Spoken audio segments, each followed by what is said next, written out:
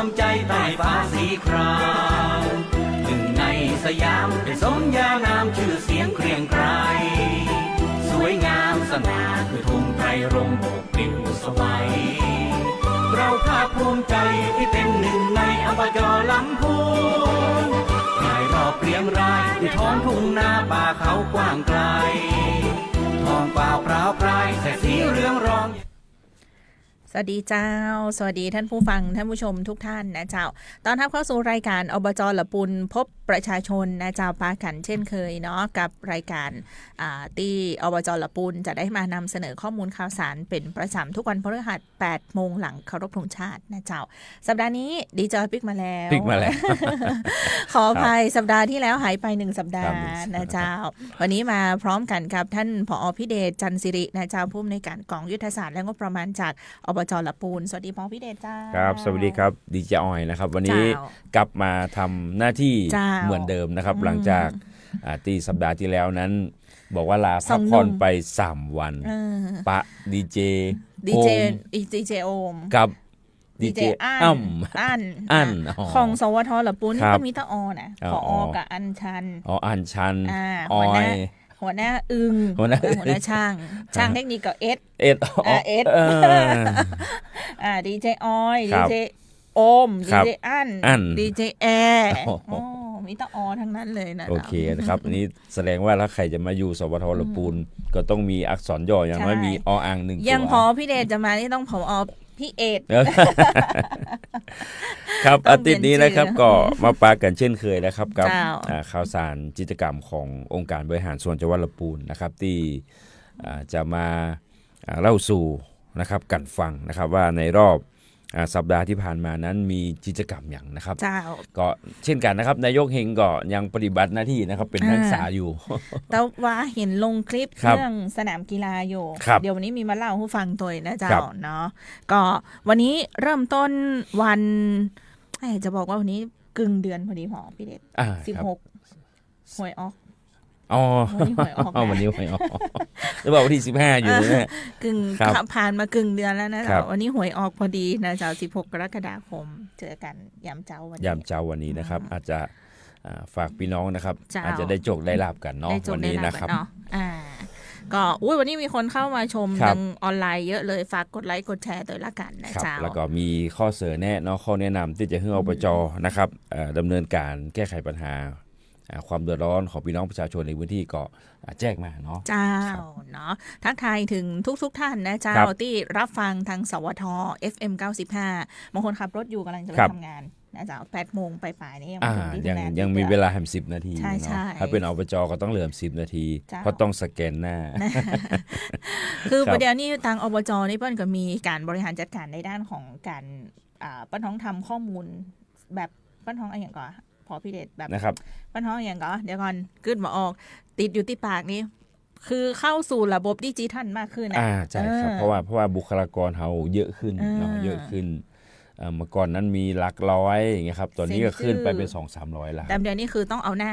แล้วก็ไปสแกนหน้า AI จดจำใบหน้าแล้วก็ติดอันนี้ก็ถือว่าเป็นนวัตกรรมใหม่เนาะที่ต่างผู้บริหารแล้วก็พี่น้องข้าราชการขององค์การบริหารส่วนจังหวัดลำพูนทุกคนเนี่ยก็เห็นดีเห็นงามกับในเรื่องนี้ตัวนะครับก็ถือว่า 8 โมงครึ่งจะต้องเข้างาน 4 โมงครึ่งก็จะต้องสแกนออกเนี่ยครับถึงแม้จะไปราชการที่อื่นที่ไกลตั้งนอกเกิน 4 โมงครึ่งได้เป็นอย่างครับแต่ห้ามก่อนเพื่อประโยชน์ของทางราชการเกินได้ไม่เป็นไรนะจ๊ะอันนี้แบบจะเป็นกระบวนการที่จะเอามาแบบตรวจสอบกันบ่ใช่นะครับก็คือเป็นระเบียบอยู่แล้วเนาะเป็นระเบียบอยู่แล้วนะครับที่จะต้องปฏิบัติเจ้านี่ก็ถือว่าเป็นแห่งหนึ่งนวัตกรรมที่มันมีการมาปรับใช้กันในองค์กรครับเพราะว่าเขาจะเห็นได้ว่าผู้บริหารเขาเป็นคนยุคใหม่เนาะฉะนั้นดิมูดีต้นมู AI มูนวัตกรรมเทคโนโลยีต่างๆเนี่ยก็พยายามจะเอามาปรับใช้แม้แต่ระบบเอกสารนะครับการรับการส่งนะครับหนังสือนะครับก็ใช้ระบบอีสารบัญเป็นระบบเกี่ยวกับกูเตือนนี่จะปริ้นเอกสารมาให้กันอ่านให้กันเส้นใช่ครับเป็นปึ้งเนาะแล้วก็เส้นทางหนังสือเวลาพี่น้องประชาชนพี่น้องท้องถิ่นส่งหนังสือมาขอความช่วยเหลือจากอบจ.เ บางทีเส้นทางหนังสือมันตามยากนะครับเส้นทางสื่อมันตามยากอันนี้ลงรับปุ๊บนะครับคลิกเข้าส่งมาของผมปุ๊บถ้าผมไปคลิกส่งต่อก็ยกคาอยู่ในเครื่องเนี่ยก็จะต้องมีการอ่านมีการกรองแล้วก็ส่งต่อ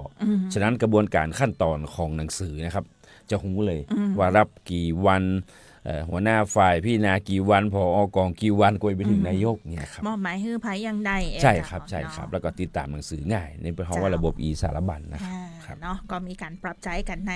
องค์กรเล่าให้ฟังนะเล่าให้ฟังนะจ๊ะบางทีบางเรื่องก็อาจจะไม่ได้มานำเสนอให้ฟังเป็นได้เป็นว่าก็มีอย่างก็จะสอดแทรกคือได้ฟังถึงเรื่องของการขับเคลื่อนงานของทางองค์การบริหารส่วนจังหวัดลำพูนทั้งในส่วนของภาคนโยบายทั้งในภาคของการบริหารจัดการภายในองค์กรหน่วยงานซึ่งก็เป็นฟันเฟืองสำคัญในการที่จะช่วยขับเคลื่อนภารกิจที่ประสบความสำเร็จได้นะเจ้าเนาะเล่าสู่กันฟังเจ้าวันนี้ประเด็นข่าวสารก็ค่อนข้างหลายเหมือนกันของพี่เดชเริ่มตั้งแต่ในเรื่องของอากาศเนาะสภาพภูมิอากาศช่วงนี้ก็ฝนนะครับ7 วันไปหน้านี้น่าจะลดลงละนะครับน่าจะเข้าสู่สถานการณ์ที่ฝนจะทิ้งช่วงละฉะนั้นพี่น้องเกษตรกรนะครับพี่น้องเจ้าให้เจ้านาที่เอาน้ำใส่นาไว้เนาะในช่วงนี้นะครับต้องรีบไถแล้วก็รีบปลูกหรือว่ารีบหว่านนะครับถ้ามีสระน้ำมีหนองน้ำห้วยหนองคลองบึงที่กักเก็บน้ำได้ต้องกักเก็บละนะครับกักเก็บละฝนก็น่าจะไปนักแหมกรรมประมาณกันยาเพื่อนนะครับครับเจ้าก็ตามที่กรมอุตุนิยมวิทยาเปิ้นพยากรณ์ไว้เนาะอาจจะล่าไปหน่อยหนึ่งก็คือจริงๆแล้วก็ประมาณช่วงกลางปลายเดือนกรกฎาคมกลางเดือนเนี้ยถึงกลางเดือนหน้ากรกฎาคมสิงหาจะมีช่วงหนึ่งที่อาจจะทิ้งช่วงไปหรือว่าฝนตกต่ำกว่าเกณฑ์มาตรฐานต่ำกว่าเกณฑ์มาตรฐานต่ำกว่าเกณฑ์มาตรฐานฉะนั้นพี่น้องก็ต้องเตรียมนะครับเตรียมในส่วนของสระเนาะในส่วนของห้วยหนองคลองบึงนะครับน้ำที่เอาใส่นาไว้ได้นะครับก็เอาใส่ให้เต็มไว้ก่อนเจ้าฝากไว้โดยร่างกันเนาะแล้วก็ถ้าเกิดว่า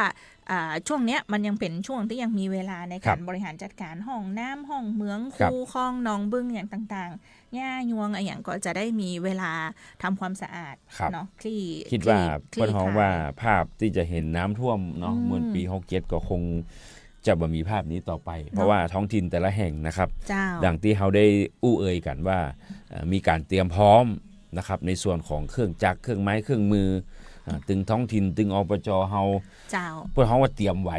บลาสานะครับขุดลอกห้วยหนองคลองบึงเนาะครับมาตลอดเนาะอันนี้ก็พอมีเวลาที่เขาจะได้บริหารจัดการเพิ่มเติมก่อนที่จะเข้าสู่ฤดูน้ำหลากจริงจังสิงหาเนี่ยเนาะสิงหา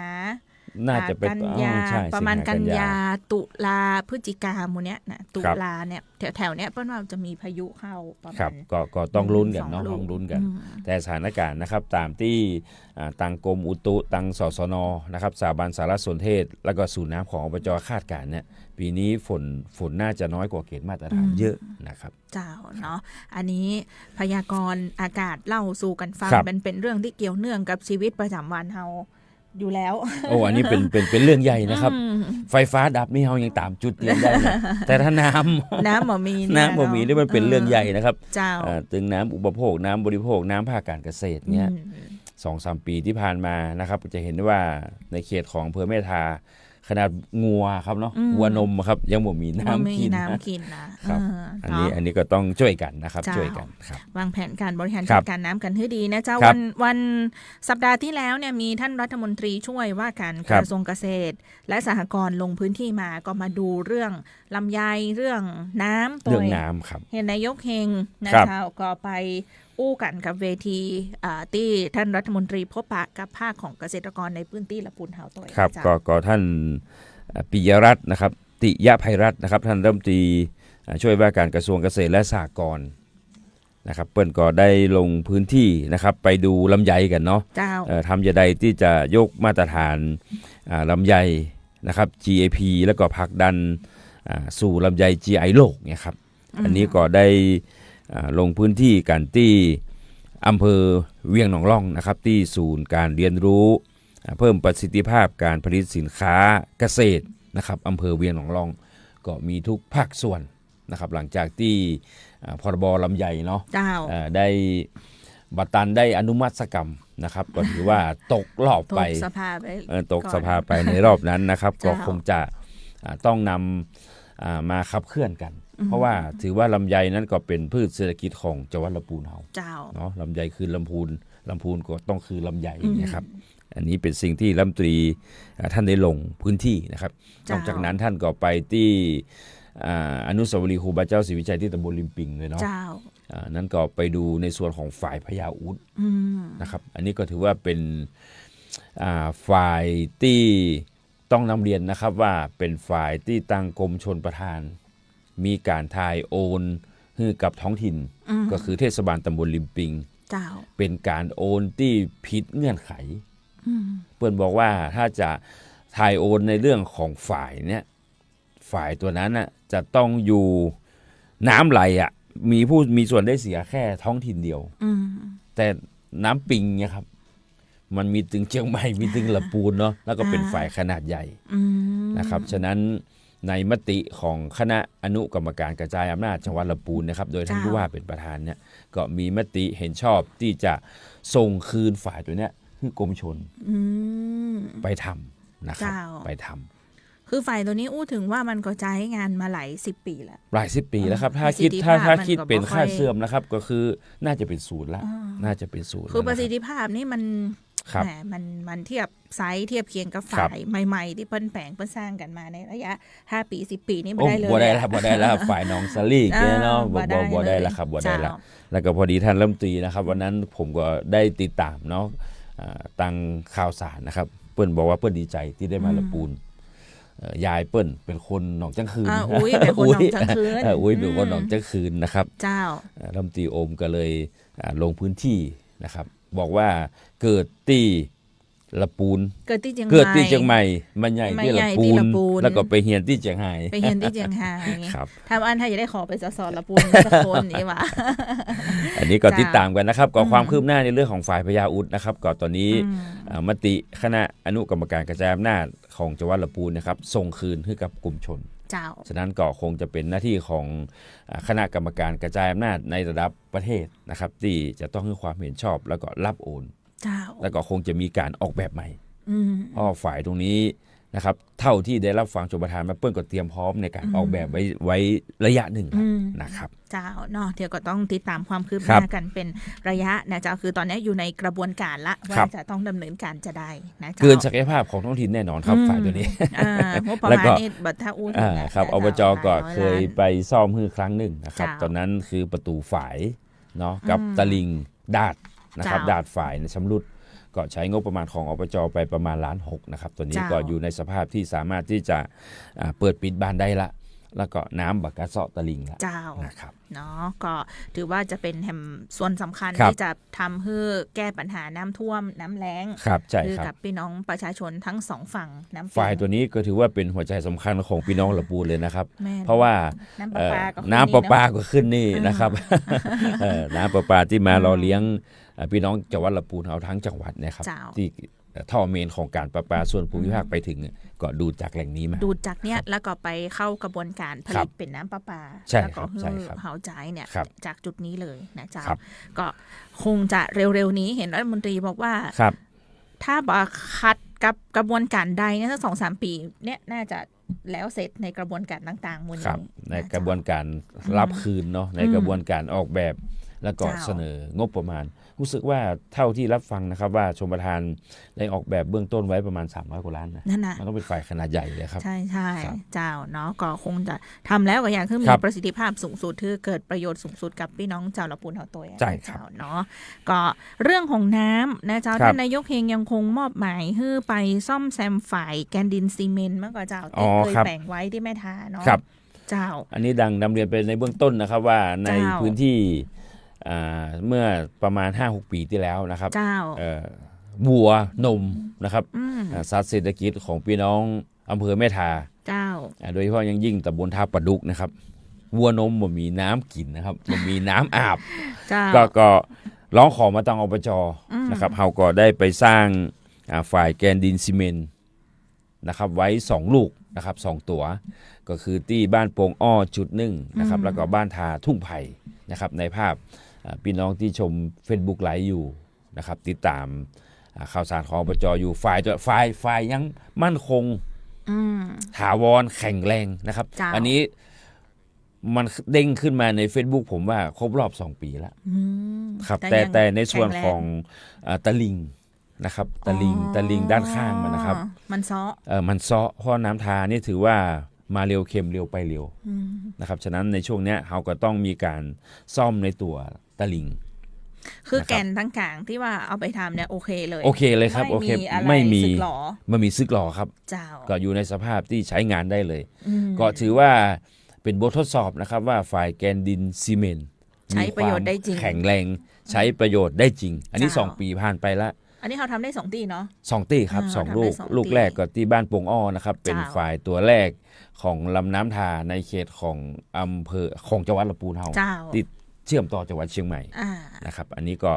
จะไปซ่อมทั้ง2 ตัวนะครับก็คือซ่อมทางข้างด้านข้างนะครับตลิ่งด้านข้างเพราะว่าตอนที่เราทำเนี่ยครับเขตลำน้ำมันกว้างเนาะมันกว้างแต่เราไปทำเหมือนกับว่าดินมันหมอแน่นด้านข้างครับมันก็เลยซ่อก็คงจะใช้เวลา2 ตัวนี้ก็ใช้เวลาประมาณเดือนนึงนะครับในการซ่อมแซมนะครับอันนี้พี่น้องไม่ทานะครับพี่น้องทาทุ่งไผ่พี่น้องปงอ้อนะครับก็สบายใจได้แล้วว่าท่านนายกเฮงอนุมัติงบประมาณพร้อมกับเครื่องจักรลงไปปฏิบัติงานในพื้นที่เรียบร้อยแล้วนะครับใช้เวลาประมาณ1 เดือนครับแล้วก็ฤดูน้ำฤดูฝนหน้านี้ก็นอนรับสบายนะครับ พี่น้องที่มีให้นาด้านข้างๆนั่นเจ้าสบายใจได้เลยครับสบายใจได้เลยครับเนาะแต่ยังพอพี่เดชว่าตั้งแต่แปลงมา 4-5 ปีที่ผ่านมาเนี่ยก็คือมันก็ช่วยให้เกิดความชุ่มชื้นในช่วงหน้าแล้งได้จริงโอ้นี่อันนี้ต้องยอมรับนะครับฝ่ายแกนดินซีเมนต์เป็นฝ่ายที่ลงทุนต่ำเนาะลงทุนต่ำนะครับตัวนี้ความกว้างของแม่น้ำเนี่ยประมาณ35-36 เมตรนะครับเขาใช้งบประมาณในการจะซื้อวัสดุแล้วก็แรงงานเป็นของสำนักช่างนะครับตัวนี้ใช้ไปประมาณมาถึงล้านครับมาถึงล้านได้มา1 ฝ่ายเลยนะได้มา1 ฝ่ายความสูงของสันฝ่ายตรงนั้นที่ผมไปทำไว้ก็คือ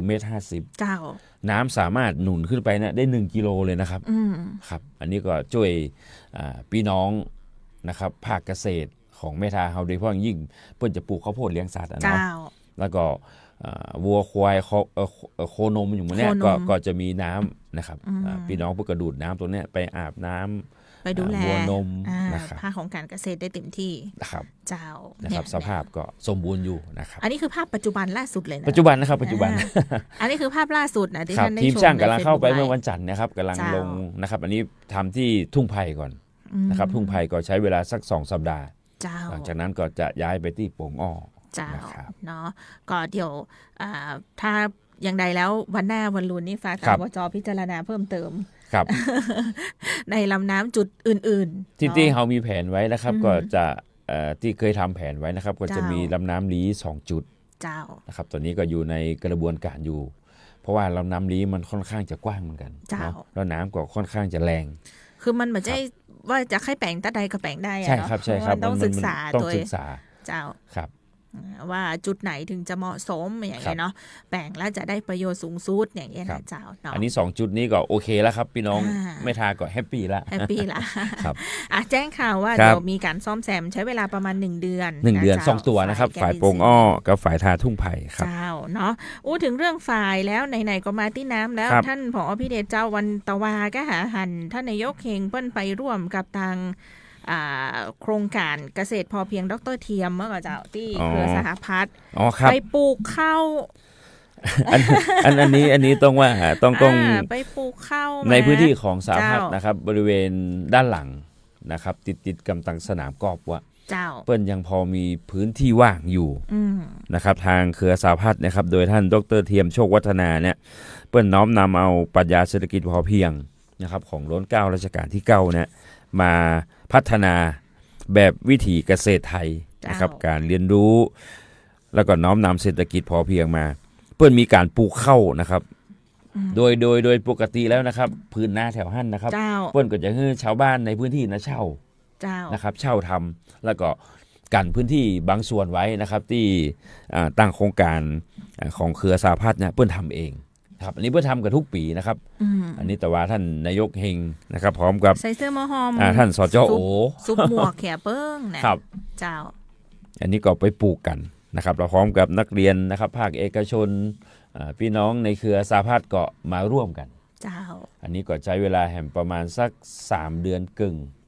เนาะช่วงก่อนลอยกระทงนะครับอาจจะได้เก็บเกี่ยวแล้ว แม่เจ้า ครับ เนาะก็อันนี้ถือว่าเป็นแห่งโครงการหนึ่งที่ ครับ เป็นการจริง ๆ ดูเหมือนว่าเปิ้ลไปทำอย่างกันเล่นอย่างกัน จ ครั ริง บ ๆ มันเป็นยิ่งกว่าโครงการที่เปิ้ลทำกิจกรรมกันนั่นแค่วันเดียว ครับ เพราะว่ามันจะปลูกฝังเรื่องของวิถีชีวิตเรื่องของรากเหง้าของวิถี ครับ วัฒนธรรมเพื่อละอ่อนเนี่ยอย่างละอ่อนไปร่วมตัวอย่างตัว อันนี้เราเคยไปดูผมเคยเข้าไปพื้นที่ตัวเนี้ยครับ เจ้า 2-3 ครั้งนะครับเมื่อปีที่ผ่านมาก็คือตัวแรกเราจะทำเอาพื้นที่ตรงเนี้ยในการที่จะส่ง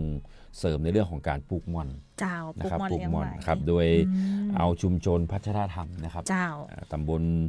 เวียงยองคือบ้านบางไฮกับบ้านใบบางไฮเนี่ย อื มาใช้พื้นที่ตรงนี้ เจ้า แต่ดูโดยบริบทแล้วครับมันเป็นพื้นที่ต่ำ อ๋อ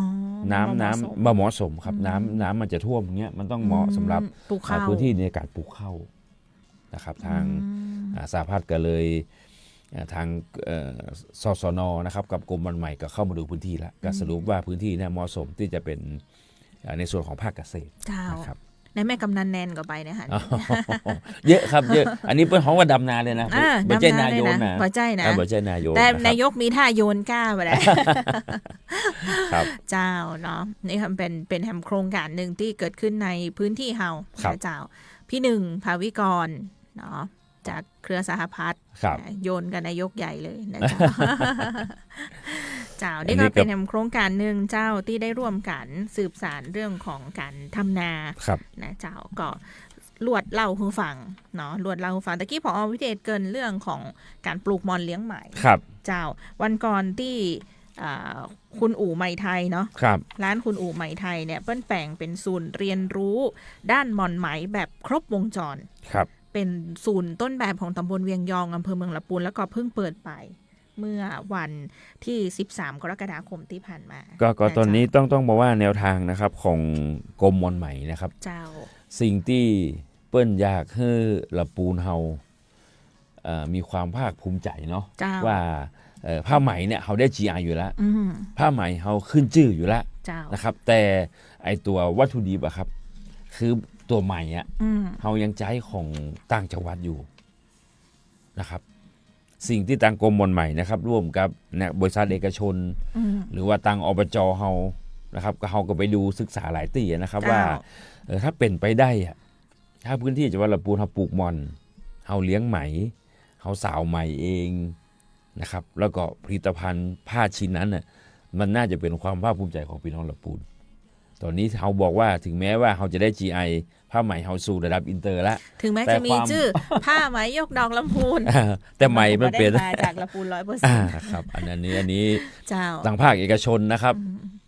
หลายหน่วยงานตอนนี้เริ่มที่จะมีการปลูกม่อนและก็เลี้ยงไหม เจ้า นะครับก็คาดว่าถ้านโยบายตรงนี้ถ้ากรมส่งเสริมกรมม่อนไหมนะครับได้ให้ความสำคัญแล้วก็พี่น้องท้องถิ่นเฮาเห็นคุณค่า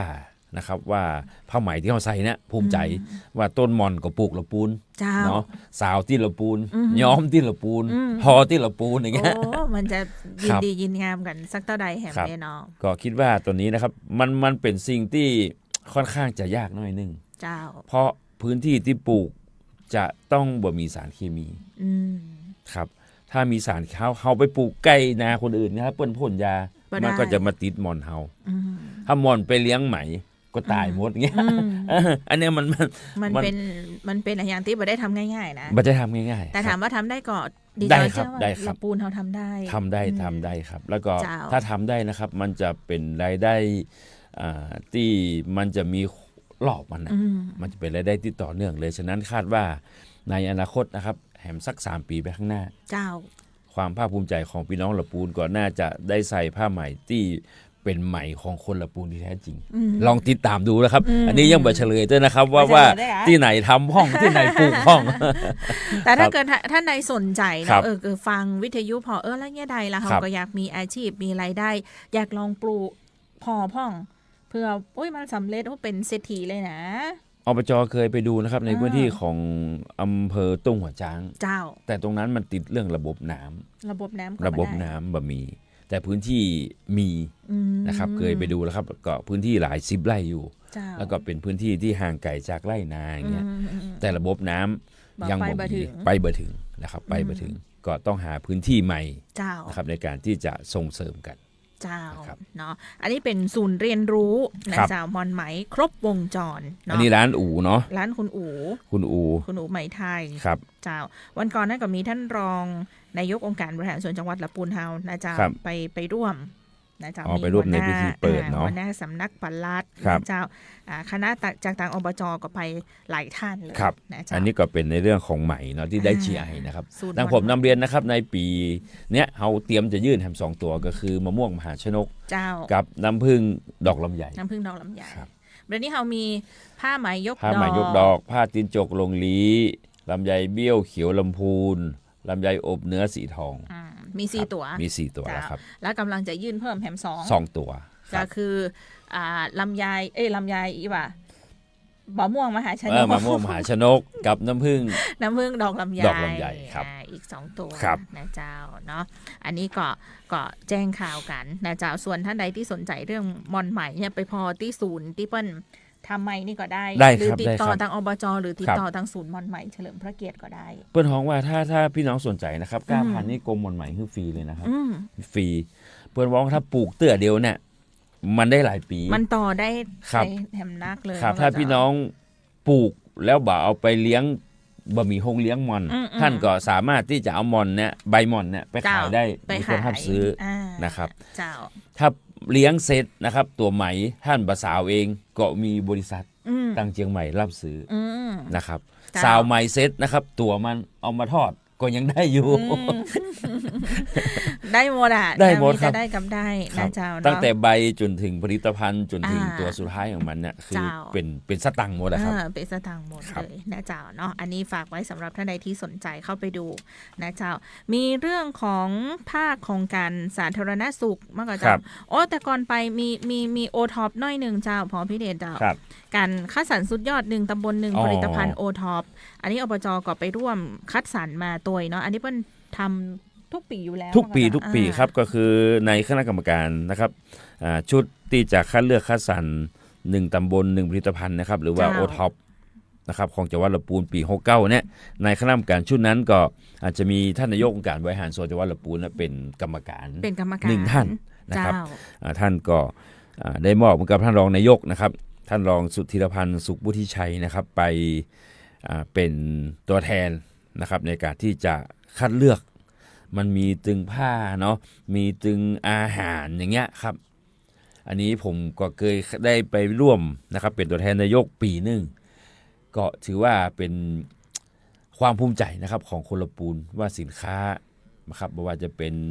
ผ้าไหมผ้าฝ้ายทอมือเนาะผลิตภัณฑ์แปรรูปในเรื่องของอาหารตัวอย่างเงี้ยเพื่อนก็จะมาคัดสรรกันเพื่อจะติดดาวนะครับก็ถ้าได้ชื่อว่าเป็นสินค้าโอท็อป3 ดาว4 ดาว5 ดาวเนาะมันยกระดับสินค้าแล้วก็การันตีความมั่นใจคือกับผู้บริโภคที่จะเลือกซื้อสินค้าขึ้นมาเลยนะจ๊ะแล้วก็สร้างมูลค่าเนาะให้กับผู้ผลิตตัวนะครับเจ้าของเฮานี่เยอะเลยนะโอท็อป5 ดาวของละปูนเฮาเนี่ยเจ้าก็ต้องบอกว่ามันเป็นวิถีเนาะมันเป็นวิถีพื้นบ้านตะกี้เฮาสืบเนื่องไปถึงคุณอู่ไหมไทยเนี่ยเขาต้องขอบคุณนะมันเป็นเจนรุ่นใหม่ที่สืบต่อภูมิปัญญาของท้องถิ่นนะถ้ารุ่นนี้บ่ทำนะครับหายครับคุณอู่ประเดี๋ยวนี้เพิ่นเป็นประธานกลุ่มเครือข่ายโอท็อปละปูนตัวนะจ๊ะแล้วก็สิ่งหมู่นี้นะครับถ้าพี่น้องท่านผู้ฟังนะครับต้องการจะครบวงจรก็ไปที่ร้านอู่ไหมไทยก็ได้เนาะไปที่สถาบันผ้าทอมือหฤพูนชัยก็ได้นะครับอันนั้นก็จะเป็นโรงทอนะครับแล้วก็เป็นศูนย์จำหน่ายโอท็อปหรือท่านใดที่ทำผลิตภัณฑ์แล้วก็ไปคัดสรรอาจจะไม่ได้ถึง5 ดาวเนาะอาจจะได้1 ดาว2 ดาว3 ดาว อันนี้ก็อย่าเพิ่งท้อนะเจ้าไปเข้ากระบวนการต่อเข้ากระบวนการฝึกฝนเนาะมันจะต้องใช้ความอดทนเป็นที่ตั้งเจ้าเพื่อก็จะมีกระบวนการในการที่จะปาให้ท่านยกระดับผลิตภัณฑ์ท่านเนี่ยให้มันได้ระดับมาตรฐานยิ่งขึ้นบางคนทำเก่งนะเจ้าหมอพิเดชกับข้าวกับปลาอาหารขนมเนี่ยทำเก่งแต่ว่าอาจจะไม่ได้ติดโอท็อปอ่ะจะไม่ได้ติดดาวไม่ได้ติดอะไรอย่างเงี้ยอันนี้อยากจะให้ลองเข้าไปดูศึกษากระบวนการแล้วเนี่ยเพราะว่ามันจะได้ทำให้ท่านมีการยกระดับผลิตภัณฑ์ให้ดีขึ้นครับแล้วก็ในการทำงานเนาะในการทอผ้าไหมอย่างเงี้ยคือไหมเหมือนกันนะครับกี่ตอเหมือนกันแต่อยู่ที่ฝีมือนะครับฝีมือกับความพยายามแทนที่เขาจะทำบัตติด GI เนาะบัตติดโอท็อปอาจจะขายได้หลักพันแต่ถ้าท่านพยายามแหมน้อยนึงพัฒนาฝีมือขึ้นแหมน้อยนึงอาจจะขึ้นไปเป็น GI ไปเป็นตาพระราชทานนกยุงอย่างเงี้ยใช่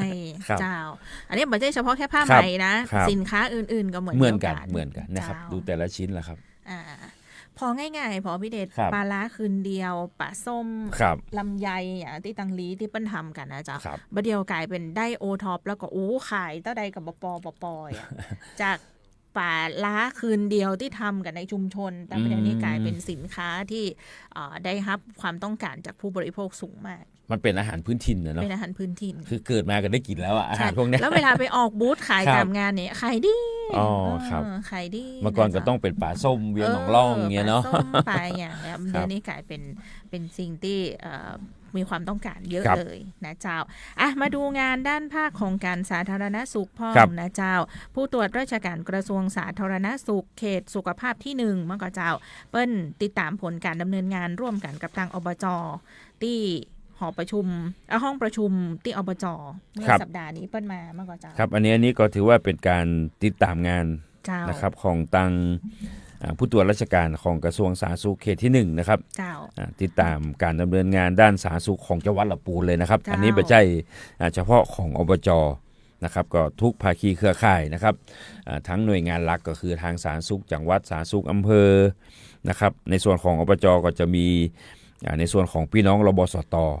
นะครับในการที่จะดูแลสุขภาพนะครับตั้งแต่ระดับปฐมภูมิเนาะของพี่น้องประชาชนในจังหวัดลำพูนเฮานะครับอันนี้ก็บรรยากาศก็ถือว่าเป็นไปอย่างราบรื่นนะครับเพราะว่าในส่วนของจังหวัดลำพูนเฮาเนี่ยด้านสุขภาพตอนนี้เฮาก็ถือว่าเฮาบ่น้อยหน้าจังหวัดอื่นละนะครับโดยเฉพาะอย่างยิ่งการพัฒนาศักยภาพของพี่น้องรบสต.นะครับนี่ต้องขอชื่นชมเลยนะครับก็ถือว่ากระบวนการในมิติด้านการทำงานเนี่ยพัฒนาในทุกมิติเลยนะเจ้าเนาะเข้มแข็งถ้ารบสต.เนาะที่สังกัดอบจ.เขาทำได้ดีพี่น้องสาธารณสุขอำเภอพี่น้องสาธารณสุขจังหวัดโรงพยาบาลก็จะทำงานเบาขึ้นนะครับก็คือภาระเราจะไปอยู่การส่งเสริมนะครับสุขภาพของพี่น้องในระดับตำบลระดับหมู่บ้านนะครับบ่ต้องส่งมาเป็นคนไข้อย่างเงี้ยครับเข้าแล้วออกอย่างนะโรงพยาบาลเข้าแล้วออกอย่างครับมันเป็นเดี๋ยวนัด1เดือน2เดือน3เดือนนะเจ้าเนาะเข้าแล้วออกอย่างเจ้าเนาะอันนี้ก็ถือว่าเป็นแหมกระบวนการหนึ่งที่ได้ร่วมกันตรวจงานกันเนาะร่วมกันพอว่าอันไหนติดขัดตรงไหนยังได้จะช่วยกันพอช่วยกันเนี้ยช่วยกันทำยังไงนะเจ้ามีเรื่องของการยกระดับนะเจ้าของอบจ.เนี่ยเปิ้ลก็ยกระดับในเรื่องของสาธารณสุขชุมชนล่าสุดเห็นมีการติวเข้มเภสัชกับบุคลากรทางการแพทย์นะครับในการที่จะดูผู้ป่วยที่มีภาวะพึ่งพิงนะครับดูแลจะใดนะครับเพื่อเปิ้ลอยู่กับลูกกับหลานยาวนานที่สุดนะครับอันนี้ก็ถือว่าเป็นโครงการที่ทางอบจ.เฮานะครับได้จัดอบรมพัฒนาทักษะการบริการด้านเภสัชให้กับผู้ที่ดูแลผู้ป่วยที่มีภาวะพึ่งพิงนะครับนี่ก็จะเป็นกระบวนการที่เชิญพี่น้องรบสต.นะครับหมู่แคร์กิฟเวอร์หมู่อสม.ที่อยู่ในเครือข่ายเงี้ยมาร่วมอบรมกันอันนี้มันเป็นอย่างที่ว้าวนะฟังดูหัวข้อแล้วดีจอยยังรู้สึกว่าเฮ้ยว้าวพอพี่เดชเพราะว่ามันจะมีคือบอกฮู้ว่าเปิ้ลทำกันอยู่ก่อนนะแต่บอกค่อยได้เจอว่ามีกระบวนการของการที่ส่งเสริมเพื่อความรู้เรื่องการใช้ยาเรื่องของเภสัชยาเนี่ยมันเป็นสิ่งที่ใกล้ตัวกับ กับทุกๆคนมากนะจ๊ะมันต้องว่ามันมีถึงผลดีและผลเสียใช่บางคนก็กลัวที่จะกินยาบางคนก็ว่าขาดยาบ่ได้สมมติเราเจ็บหลังเจ็บแอวกินยามันก็หายถ้ากินเยอะมันก็ไปทำร้ายไตอย่างเงี้ยฉะนั้นวิธีการกินเนาะจะกินยังไงจะกินยังไงให้ปลอดภัยจะกินยังไงเบอร์ให้มีผลที่ตกค้างหรือผลกระทบข้างเคียงกับร่างกายอย่างยาสมุนไพรเนี่ยถามว่าดีไม่ดีแต่ถ้ากินเยอะดีไม่ดีบางทีอ่อนล้าเลยนะครับสมุนไพรทั้งหลายนะครับกินแล้วไตเนาะทำงานหนักเนี่ยครับฉะนั้นกิจกรรมที่อบจ.เฮาได้จัดฝึกอบรมครั้งนี้นะครับต้องการเนี่ยครับต้องการให้พี่น้องที่ดูแลผู้ป่วยที่มีภาวะพึ่งพิงเนี่ยได้ช่วยกันดูแลด้านสุขภาพตัวเนาะด้านยาตัวพอพี่เดชก็พอภาพอันคนเฒ่าอยู่บ้านอ่ะไม่มีกระล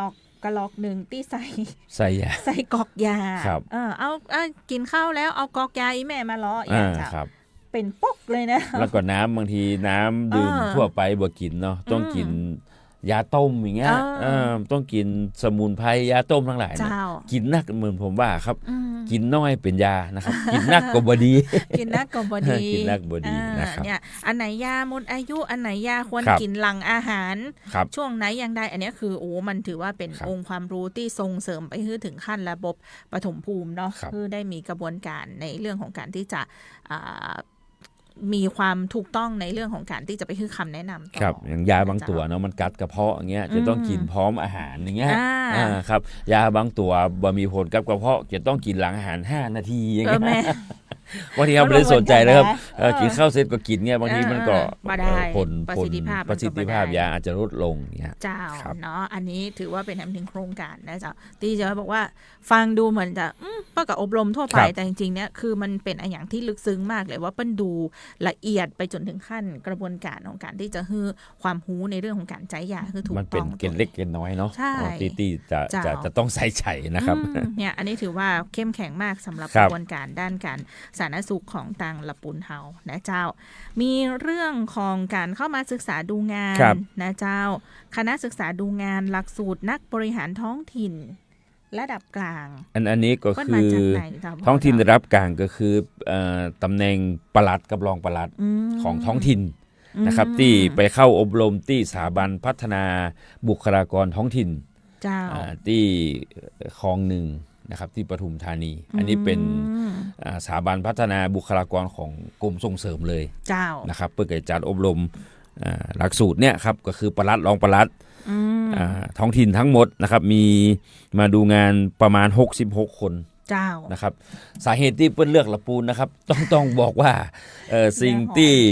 นวัตกรรมนะครับที่เปิ้นอยากเห็นก็คือในเรื่องของ GIS นะครับระบบสารสนเทศกับการบริหารจัดการภัยพิบัติเนี่ยหัวข้อที่เปิ้นฮื้อมานะครับนี่คือที่เปิ้นใครมาดูที่เปิ้นใครมาดูงานหลักๆนะครับ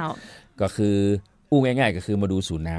ำกับการจัดการหมอกควันไฟป่าก็คือโดรนอากาศยานไร้คนขับนะครับอันนี้ผมก็ได้เป็นผู้บรรยายถ่ายทอดองค์ความรู้นะครับว่าสิ่งที่อบจ.ขับเคลื่อนในเรื่องของการบริหารจัดการน้ำโดยใช้ระบบสารสนเทศนะครับเข้ามามีส่วนร่วมในการวางแผนนะครับในการตัดสินใจและในการฟื้นฟูของผู้บริหารนะครับอันนี้ก็ใช้เวลาประมาณ2 ชั่วโมงนะครับอันนึงที่ท้องถิ่นนะครับหลักสูตรเนี่ยสนใจก็คือในเรื่องของโดรนนะครับในการที่จะเอามาเป็นเครื่องมือช่วยเหลือนะครับในเรื่องของเสือไฟทั้งหลายที่จะเข้าไปดับไฟนะครับอันนี้ก็ทางพื้นที่นะครับก็ถือว่าละปูนเฮาก็ถือว่าติดอันดับอยู่เนาะตังสถาบันก็เลยมาขอศึกษาดูงานขึ้นชื่ออยู่แล้วเรื่องนี้นะเจ้าก็เดี๋ยวคงมีคณะมาแบบนี้ต่อเนื่องที่ผ่านมาก็เห็นมาเป็นระยะอยู่แล้วนะเจ้าคณะศึกษาดูงานจากหลายๆส่วนก็ยินดีต้อนรับนะเจ้ายินดีต้อนรับคือถือว่าเฮาเป็นจังหวัดน้อยๆเนาะแต่โดยบริบทของพื้นที่เฮามีความสามัคคีเฮามีการมีส่วนร่วมถือว่าเป็นเลิศอย่างเงี้ยฉะนั้นในการขับเคลื่อนกิจกรรมแต่ละอย่างเนี่ยถ้าลำพังอบจ.จะทำเองเนี่ยบ่ลุกครับมันก็ต้องมีภาคีเครือข่ายอย่างเงี้ยอย่างศูนย์น้ำเนี่ยครับถ้าท้องถิ่นในพื้นที่กำนันผู้ใหญ่บ้านมีความร่วมมือในการจัดทำผังน้ำชุมชนเนี่ยมันก็บ่เกิดนะครับอันนี้ในภาพก็จะเป็นโดรนนะครับเป็นโดรนอากาศยานไร้คนขับที่ว่าพอเรื่องหมอกควันครับอันนี้จับความร้อนนะครับสาธิต บินให้ดูนะครับเนาะเรื่องที่เราทำแล้วประสบความสำเร็จเนี่ยเราก็ยินดีนะเจ้าที่จะเผยแพร่องค์ความรู้ให้กันนะเจ้ากับตอนนี้มีโดรนจับความร้อนได้1ตัวเนาะก็เหลือในส่วนของโดรนที่จะใช้ขนสิ่งของครับอันนี้ก็อยู่ระหว่างการอาจจะซื้อจัดจ้างกันอยู่นะครับเจ้าพอพี่เดชเจ้าไปที่เรื่องทุนการศึกษาน้อยหนึ่งเวลาจะเสี่ยงเห็นแล้วทราบว่าถึงพรุ่งนี้มั้งเหรอเจ้าใช่ครับ17นะครับพี่น้องจะหมดเวลานะครับ500กว่าทุนนะครับงบประมาณวงเงินก็ประมาณ3ล้านกว่าบาท3ล้านกว่าบาทนะครับ3ล้านกว่าบาทฉะนั้นพี่น้อง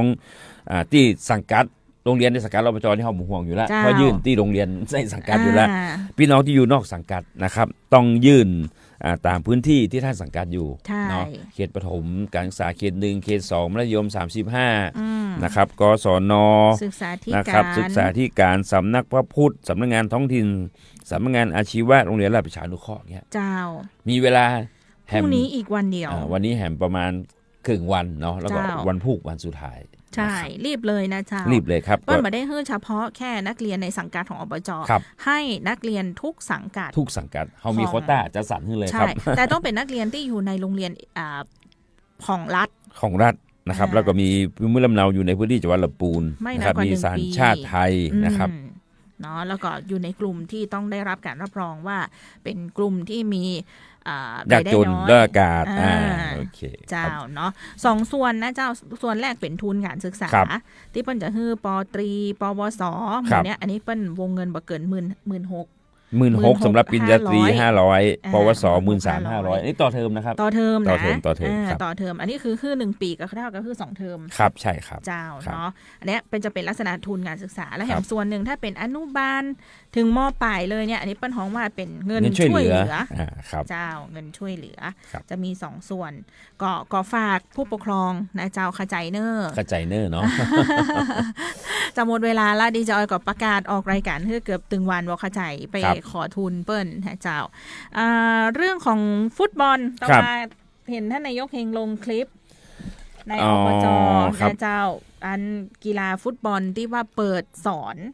เนาะทักษะครับอันนี้ต้องบอกว่าBlack Rabbit Academy นะครับปกติจะใช้สนามหลังสำนักงานอบจ.นะครับเป็นสถานที่ฝึกซ้อมก็คือวันพฤหัสศุกร์เสาร์3วันนะครับอันนี้เรียนฟรีนะครับแต่ตอนนี้เพิ่มมาแหม1วันก็คือวันพุธ